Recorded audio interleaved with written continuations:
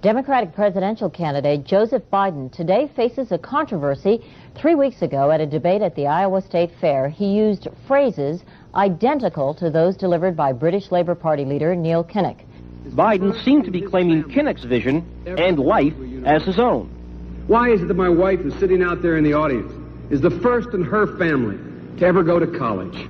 Why is Gladys the first woman in her family in 1,000 generations to be able to get to university? My ancestors who worked in the coal mines in northeast Pennsylvania don't come up after 12 hours and play football. 8 hours underground and then come up and play football. It's because they didn't have a platform upon which to stand. There was no platform upon which they could stand. The notion that every thought or notion or idea you'd have to go back and find and attribute to someone, I think is, quite frankly, ludicrous. The problem here is that Senator Biden told his audience he'd just been thinking about these things, and he failed to give any credit at all to his famous British speechwriter. You know, I was thinking on the way over here. Now that's a little too much, because as you point out, what's behind the words? What's there? And a lot of people, the rap on Biden has always been that it's just a surface. I should have said, to paraphrase Neil Kinnock, it's the only time I didn't, and all the times I've ever used it. But CBS News found a tape of a second instance. It reappeared in the New York Times with a new charge, that Biden had appropriated a famous litany from the late Robert Kennedy about what the gross national product cannot measure. It cannot measure the health of our children, The health of our children, the quality of our education, the quality of their education, the joy of their play, or the joy of their play. Biden gave Kennedy no credit. He has also quoted or paraphrased John Kennedy, Hubert Humphrey, and British Labour Party leader Neil Kinnock, all without credit. Joseph Biden admitted today that he committed plagiarism when he was in law school. He said it was a mistake, but that it was unintentional. He quoted 5 pages of someone else's work without proper citation. I've done some dumb things, and I'll do dumb things again. He was given an F. So, ladies and gentlemen, I've been dumb. To the political community in Washington, it all seems of a piece. Plagiarism at law school, plagiarism on the stump. The great communicator. Strike that. The great imitator. You don't steal verbatim, or when you do, as he did 99% of the time, you give credit. Biden's critics say he sells himself as a man whose words and visions can inspire a new generation in politics.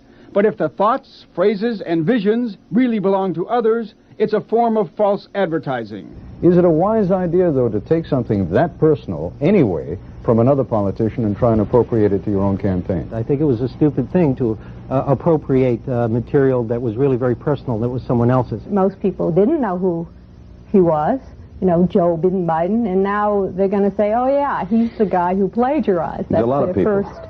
Politically, that's devastating. These clips are devastating. He looks like a Joe Biden wind-up doll with somebody else's words coming out.